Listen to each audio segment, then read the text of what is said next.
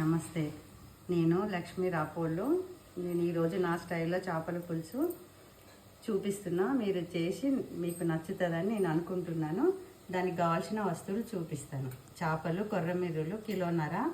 ఇవి ఉప్పు, నిమ్మకాయ వేసి కడిగి పెట్టుకున్నాను. ఇవి దీనికి కావాల్సిన వస్తువులు: జీలకర్ర టీ స్పూను, మెంతులు టీ స్పూను, గరం మసాలా ఒక 8 లవంగాలు, ఒక అంగుళము దాల్చిన చెక్క, 4 ఇలాచీలు, కొంచెం సాజీరా, తర్వాత పల్లీలు టేబుల్ స్పూను, ధనియాలు టేబుల్ స్పూను, నువ్వులు టేబుల్ స్పూను, చింతపండు 2 నిమ్మకాయలంట, బెల్లం టేబుల్ స్పూను, అల్లం వెల్లిగడ్డ టేబుల్ స్పూను, కరివేపాకు 2 రెబ్బలు, కొత్తిమీర పుదీనా కొంచెము, 4 పచ్చిమిర్చి, 5 ఉల్లిపాయలు చిన్నవి,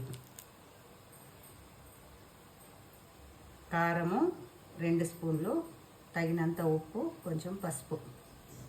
ఇప్పుడు మసాలాలన్నీ చూపించిన మసాలాలన్నీ వేయించుకొని మిక్సీ జార్లో వేయండి. ఇంతకుముందు చెప్పిన మసాలాలు: జీలకర్ర, మెంతులు, ధనియాలు, నువ్వులు, పల్లీలు,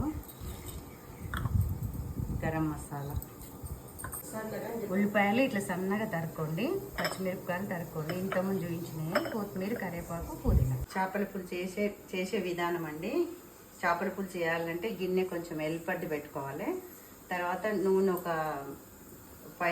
5 స్పూన్లు వేయండి.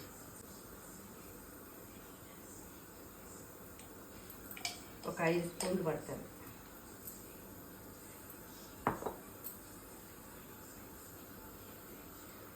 తర్వాత కొంచెం జీలకర్ర ఉంది.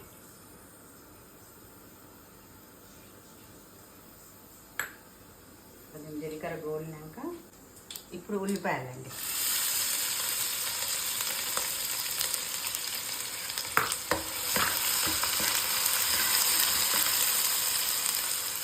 తర్వాత పచ్చిమిరపకాయలు ఒక 3 పచ్చిమిరపకాయలు చూపించాను కదా.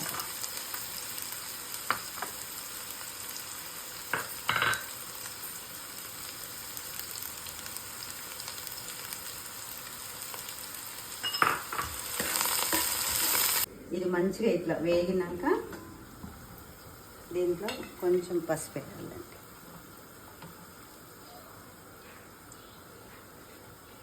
కొంచెం పసుపు,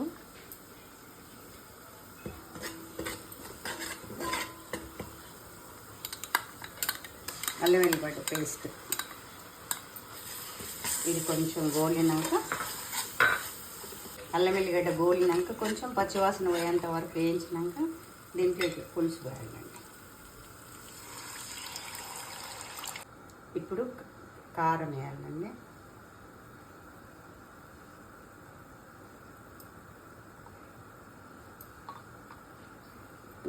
ఫుల్ స్పూన్ ఉప్పు.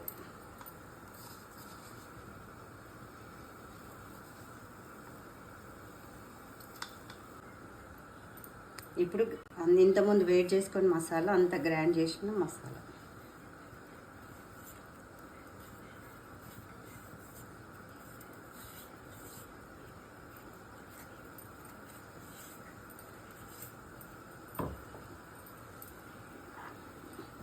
కొంచెం బెల్లం.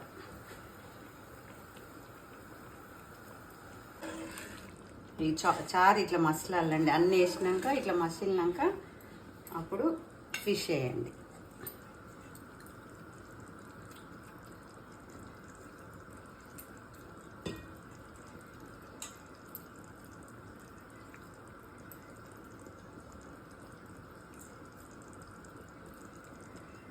ఫిష్ వేసినాక సిమ్లో పెట్టి నూనె వచ్చేంత వరకు ఉడకనివ్వండి. మూత పెట్టి నూనె వచ్చేంత వరకు ఉడకనివ్వండి.